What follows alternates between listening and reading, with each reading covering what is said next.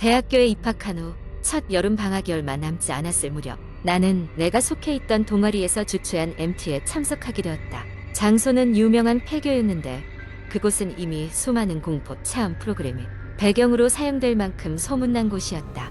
나와 친구들은 그저 재미 삼아 다녀오기로 했고 그날 밤 우리는 아무 일도 일어나지 않길 바라며 폐교로 발걸음을 옮겼다. 폐교는 산중턱에 자리 잡고 있었고 오랜 시간 방치된 흔적이 역력했다. 우리는 폐교의 분위기에 겁을 먹기보다는 오히려 호기심이 더 컸다. 그래서 더 흥미진진하게 돌아다니기 시작했다. 교실은 텅 비어 있고 창문은 대부분 부서져 있었다. 바닥에는 오래된 교과서와 낡은 교실, 물품들이 여기저기 흩어져 있었고 곰팡이 냄새가 코를 찔렀다. 그날 밤에는 동아리 선배들이 준비한 공포 체험 게임이 있었다. 여러 명이 조를 짜서 교실마다 숨겨진 퀴즈를 풀고 열쇠를 찾아야 밖으로 나갈 수 있는 일종의 탈출 게임이었는데 룰은 간단했지만 분위기가 워낙 오싹해서 긴장감이 상당했다. 각 조는 한 명씩 지명하여 리더로 삼았고 나는 우리 조의 리더가 되었다. 게임이 시작되고 우리는 폐교 깊숙한 곳으로 향했다. 어두운 복도를 따라 첫 번째 교실에 도착했을 때 철커덕 하는 소리와 함께 문이 닫혔다. 순간 나는 섬뜩한 기분에 사로잡혔다. 퀴즈를 찾고 열쇠를 발견할 생각에 집중하려 했었지만 이상하게 느껴지는 한기가 자꾸만 목덜미를 타고 흐른다. 교실 한 구석을 탐색하던 중 오래되고 낡은 앨범 하나를 발견했다. 앨범 안에는 예전 이 학교의 학생들로 보이는 사진들이 가득했고 그 후반부 페이지에 다다리자 필체가 이상한 글씨로 가득 차 있었다. 내용을 읽어본 과거 이 학교에서 일어났다는 슬픈 사건들의 기록이 적혀 있었고 그중 마지막 몇 페이지는 피로 써진 듯 새빨갛게 물들어 있었다. 그 이상한 기운은 그 앨범에서 뿜어져 나오는 것 같았다. 더 이상 이곳에 오래 머물고 싶지 않은 마음이 가득했지만 열쇠를 찾기 전에는 나갈 수 없었다. 그러던 중 갑자기 창밖에 무언가 스치는 소리가 들렸다. 모두가 소리가 나는 방향으로 고개를 돌렸지만 경직된 순간에도 아무것도 보이지 않았다. 그러나 분명히 무언가가 우리를 지켜보고 있다는 느낌이 들었고 등골이 오싹해졌다. 퍼즐을 다 풀고 나서야 다행히도 마침내 열쇠를 찾아 비상구 쪽으로 향할 수 있었다. 그 순간 복도를 가로질러 뛰던 우리 뒤쪽에서 갑자기 불이 꺼지더니 요란한 웃음소리가 들렸다. 그것은 결코 사람의 목소리가 아니었다. 마치 교실 여기저기서 속삭이는 듯한 그 목소리들은 이렇게 말하는 것만 같았다. 돌아가라. 여긴 너희의 장소가 아니다. 간신히 밖으로 빠져나온 우리는 숨을 돌리며 서로를 쳐다보았다. 모두의 얼굴이 창백했다. 선배들은 우리의 반응을 보고 그저 단순한 몰래카메라였다고 말했지만 그날 밤 겪었던 이상한 경험은 진짜였다고 나는 지금도 확신한다. 누구도 입 밖에 내진 않았지만 다들 무언가를 느꼈으리라. 그렇게 여름 방학이 끝났고 그 일은 잊혀지는 듯했다. 하지만 얼마 지나지 않아 이상한 일이 시작되었다. 밤마다 같은 꿈을 꾸게 된 것이다. 폐교의 복도 끝에는 닫힌 문이 있었고 그 앞에 한 여학생이 서 있었다. 그녀는 나를 바라보며 이렇게 말했다. 그때 내가 열어주길 바랐잖아. 때마다 왔다. 그 이후로도 한동안 그 꿈은 계속되었고 나는 자신의 악몽이 그날의 경험과 연결되어 있다는 느낌을 지울 수가 없었다. 대학을 졸업하고 시간이 흘러도 잊혀지지 않는 그날의 기억, 알 수 없는 그 존재는 여전히 폐교 어딘가에 남아 우리를 기다리고 있을지도 모른다. 그리고 때때로 나는 그 꿈을 다시 꾼다. 과연 폐교에서 무슨 일이 있었던 걸까?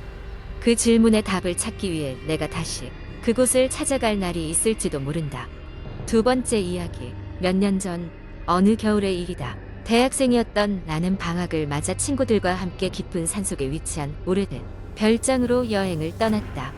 그 별장은 친구 중 한 명이 할아버지가 소유하고 있던 곳으로 너무 낡아 이제는 아무도 찾지 않는 곳이었다. 우리는 무서운 이야기를 좋아했지만 실제로 그런 곳에 가본 적이 없어서 내심 기대에 부풀어 있었다. 도시에 눈이 내렸던 날 우리는 차를 타고 산속으로 향했다.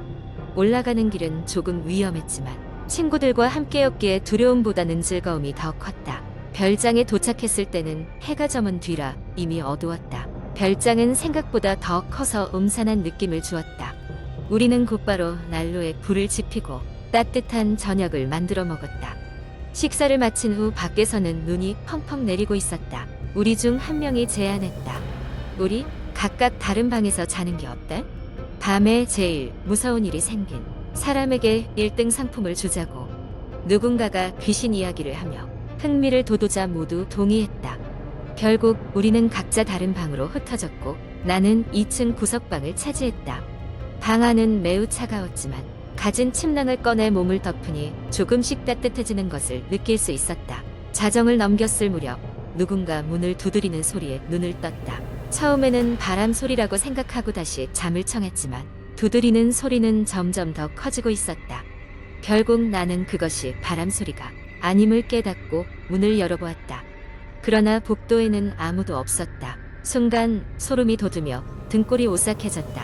그때 계단에서 내려오는 발소리가 들렸다. 나는 가만히 서서 소리의 근원을 듣고 있었다. 방금 전까지만 해도 잠잠했던 복도가 이제는 이상한 기운으로 가득 차 있었다. 나는 용기를 내서 소리의 방향으로 걸어갔다. 발소리는 점점 내게 가까워지는 것 같았다. 복도를 돌아 계단을 내려다보니 거기엔 아무것도 없었다. 나는 모든 것이 친구들의 장난이라 생각하고 돌아서려 했지만 그 순간 내 눈에 계단 아래 그림자가 스치는 것을 보았다. 그림자는 사람 형태가 아니었다. 경고를 받은 듯한 나의 내면은 이 이야기가 단순한 장난이 아님을 직감적으로 알았다. 나는 서둘러 방으로 돌아와 문을 잠갔다. 친구들에게 메시지를 보내려 했지만 핸드폰은 이미 신호를 잃은 상태였다. 밤은 길었고 나는 침대에 누워 한숨도 잘 수 없었다. 새벽쯤 드디어 핸드폰이 터졌고 나는 친구들 중 한 명에게 전화를 걸었다. 그는 바로 전화를 받았고 간밤에 그 또한 똑같은 경험을 했다고 했다. 우리 둘은 그 자리에서 나머지 친구들을 깨웠고 각 방에서 모였다. 친구들 모두가 같은 소름 끼치는 경험을 했다. 복도를 거니는 발소리, 그림자, 정체를 알 수 없는 기운이 말이다. 우리는 그 별장을 당장 떠날 수밖에 없다는 결론에 도달했다. 그곳이 단순히 낡고 오래된 별장이 아니라는 것을 깨달은 우리는 허둥지둥 짐을 챙겨 출발했다. 별장을 떠나는 차 안에서 우리는 그 경험이 왜 우리의 삶에 잊지 못할 장면으로 남게 되었는지에 대해 이야기했다. 그리고 도시에 돌아온 후 그 별장에 대한 이야기를 찾기 시작했다. 놀랍게도 그곳에서 실종된 사람이 있었다는 소식을 접하게 되었다. 그날 밤 이후로 우리는 모두 그것에 대해 말하기를 꺼렸다. 이 이야기는 전형적인 인터넷 괴담일 뿐일지도 모른다. 하지만 때때로 우리는 무언가를 보거나 느낄 때 그것이 무엇인지 알 수 없는 경우가 많다. 그곳에서의 경험은 오랫동안 나와 친구들 모두에게 미스터리로 남았다. 이후로 나는 공포영화나 이야기를 봐야겠다고 생각하면 그때의 느낌을 떠올리며 한 번 더 생각하게 된다. 현실이 허구보다 때때로 더 무서울 수 있기 때문이다. 세 번째 이야기. 한국 인터넷에는 다양한 공포썰이 존재하는데 그중 하나를 길게 풀어보도록 하겠습니다. 이 이야기는 나름의 독특한 전개와 반전으로 독자를 몰입시키기 위해 창작된 것입니다. 어느 날 나는 회사에서 너무 지쳐 있어서 퇴근 후 아무 생각 없이 동네를 한 바퀴 돌며 산책하기로 했다. 평소에는 잘 가지 않던 외진 골목길로 접어들었지만 기분 전환이 될 것 같아서 그대로 걷기로 했다. 가로등이 간간히 비추는 그 길은 생각보다 조용하고 차분했다. 하지만 걷다 보니 어쩐지 기분이 싸늘해졌다. 길을 따라 걷던 중 예전부터 폐가로 유명한 집 한 채가 눈에 들어왔다. 어쩐지 그날은 그 집에 대해 자세히 보고 싶은 충동을 억누를 수 없었다. 어렸을 적부터 그 집이 귀신이 나온다는 소문이 있었는데 제대로 확인해 본 적은 없었다. 나는 그곳으로 발길을 돌렸다. 폐가 주변은 잡초들이 무성하게 자라서 더 음산한 분위기를 자아냈다. 가까이 가자 창문은 다 깨져 있었고 문은 덜컹거리며 반쯤 열려 있었다. 나는 조심스럽게 그 문턱을 넘었다. 내부는 오랜 세월 사람의 손을 거치지 않아 먼지가 겹겹이 쌓였고 모든 것이 낡고 해진 상태였다. 그런데 갑자기 위층에서 무언가 떨어지는 소리가 들렸다. 심장이 철렁했지만 호기심이 더 컸다. 나는 조금 더 들어가 계단을 찾아 올라갔다. 위층은 더욱 차가운 공기가 감돌았고 이상한 방향 감각을 느끼게 했다. 복도를 따라 걷다 보니 끝쪽에 작고 낡은 문이 하나 있었다. 문 너머에서 흐릿한 불빛이 새어나왔다. 문을 열고 들어가자 그곳은 오래된 사진들로 가득 찬 방이었다. 사진들은 모두 흑백이었고 표정 없는 가족들이 찍혀 있었다. 그런데 그 사진 중 한 장이 나의 시선을 사로잡았다. 낯익어 보이는 얼굴. 내가 어릴 적 잃어버렸던 가족 사진 속 내 모습이었다. 어떻게 여기에 있는 것인지 전혀 이해가 되지 않았다. 갑자기 뒤에서 들린 움직임에 나는 몸을 돌렸고 그곳에는 언제 나타났는지 모를 한 여자가 서 있었다. 그녀는 분명히 일반적인 모습이었지만 죽은 듯이 창백한 얼굴로 나를 바라보고 있었다. 순간적으로 그녀의 입술이 찢어지듯 결렸다. 여기서 뭘 하고 있는 거야? 그녀의 목소리는 귓가에서 웅얼거리듯 들렸다. 겁에 질려 뒤로 물러서려는 순간 방 안의 모든 사진들이 일찍 조용히 떨어지기 시작했다. 사진들을 밟으며 문 쪽으로 달려나오는 나의 뒤에는 이질적인 웃음소리가 어렴풋이 들려왔다. 급히 도망쳐 나오고 나서야 겨우 숨을 돌릴 수 있었다. 그날 이후 그 집에 대해서는 일절 입 밖에 내지 않았고 그저 꿈처럼 잊고 살기로 했다. 몇 년 후 친구들과 함께 우연히 그 동네 이야기를 하던 중 폐가에 관한 이야기가 나왔다. 친구들 중 한 명이 인터넷 커뮤니티에서 그 집의 전설을 읽었다며 설명했다. 그 집은 한 가족이 살았고 어느 날 밤 모두 사라져버렸다는 것.